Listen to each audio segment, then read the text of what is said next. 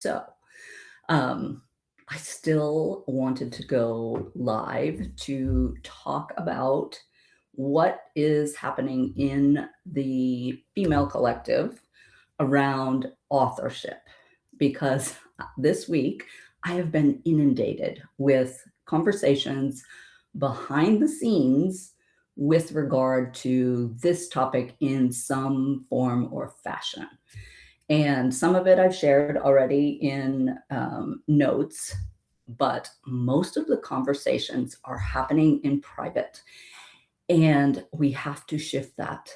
These conversations have to begin happening in public so that more women can join in, right? Because if we're just thinking about it on our own, we don't have the multiplier effect, right? Of 1 + 1 is greater than 2. And I just want to give you some quick examples of the conversations that I've been having and then invite you into a bigger conversation that is happening Monday night.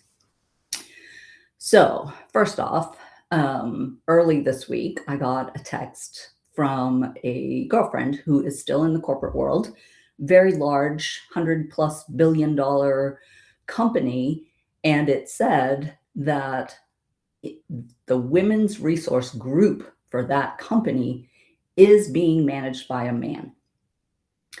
And while we could very quickly presume that a man shouldn't be doing that, the question that we have to ask is, why isn't a woman running that group? Right? These are the things, the leaks in our rebelling against the patriarchy, right? Which that's a conversation that I am really sick and tired of hearing, because the fact is we are, as women, are equally as culpable in today's world of keeping it alive. And this is a prime example, right? That company must employ thousands and thousands of women. So why has a woman not stepped up and said, I'm going to run the women's resource group? This shouldn't be run by a man. Like, if it was the opposite, I don't think you'd ever see a woman running a man's resource group. I could be wrong. I don't know. But, and this isn't to call people out or anything. It's just to point out the discrepancies in our desire or our permission to claim authorship on something. Another conversation that came up this morning as an example of it was somatics, right? Somatic practice. Women had been doing it for years and years and years, but then at some point, and I don't know the timeline, a man named it, and then he was credited for it because as the author of it, right? And we could say that the women lost authorship in that moment, but what actually happened is they lost authorship long before that, right? And in today's world, I see this happening all the time, where women look outside of themselves for a belief that what they're doing is valid or real or worthy, instead of claiming it from within. Another example this week that I saw, where I believe this is going to be amplified significantly in the claiming of authorship, right? For the most part, the spiritual coaching industry is very female dominated. However, the podcasts that I'm listening to lately are male conversations happening that sound exactly like the conversations that women have been having for years. So not as I want to beat them to the punch kind of way of being. I just want to warn that we very may soon be seeing this industry overrun or inundated with men having the same conversations that we're having. Now, obviously, not about menopause and all of that, but from an identity transformation standpoint, I think you're going to see a huge influx because so many of the men are doing the same work. I'm not saying this is a bad thing at all.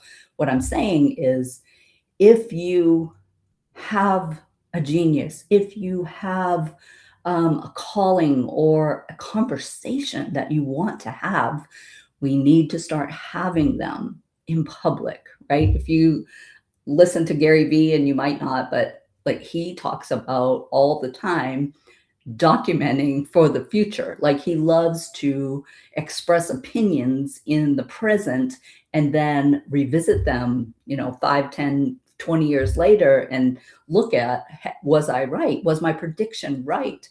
And again, not to be right, but we cannot continue to slip into a hiding place and then expect to affect change in the outside world. Now, I 100% believe that our journey is internal.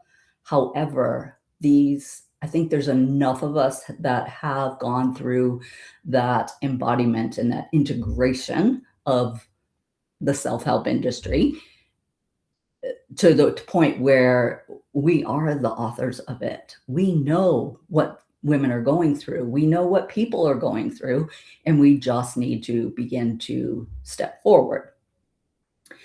So I think another great example of a man leading in this industry is Robert E. Grant. If you follow him, like he left the corporate world. Like these are all very successful men in the traditional corporate world who exit and step into their own spiritual path. And women have been doing that for a very long time. And I believe that we're on the cusp of many, many more doing that as well.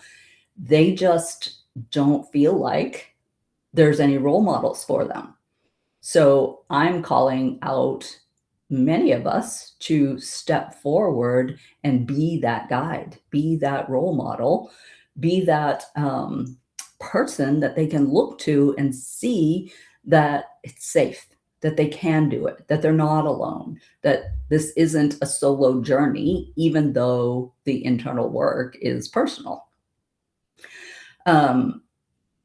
So I just wanted to call out a few of the people that I'm following that I think are leading the way, that are beginning to open up these kind of conversations in a public platform, on a public platform. Say that 10 times.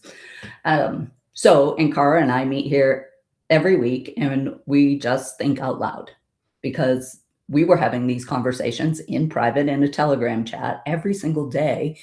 And every once in a while, right, at least once a week, we would go, this conversation is so freaking good. And more people need to chime in on it. So we're here every week. Julie Ciardi has the Red Rebels group that she is blowing up here on Substack. She is basically saying the same thing of we need to step forward. Drew a blank. Marjorie Phoenix here on Substack is leading an incredible salon type experience. And that's the event Monday night that I am participating in, where I am talking about desire and more specifically about wanting what we want without having to burn down what we've built, without having to ask permission, without shrinking, collapsing, all of that. What happens in that desire to action bridge that women seem to get lost in? So we are going to talk about that in depth Monday night. There's 3 other speakers that are going to expand in all different areas of this coming forward, right? The audacity to come forward is what we're going to be talking about. And Marjorie also is opening up a group of women who called the Feminati, which I highly suggest that you check out, because it is conversations like these that she is going to really, really hone in on. So, my friends, that is it. It was just a quick, I wanted to like get this conversation going, and I would love for you to reply in the comments, or if you want to private DM me, I'm still totally open to that. I'm not saying that I'm never going to have a private conversation. I'm saying, like, let's keep having these conversations both behind the scenes and in front of the camera so others can join in. So that is it, my friends. Have a great weekend, and I will see you soon.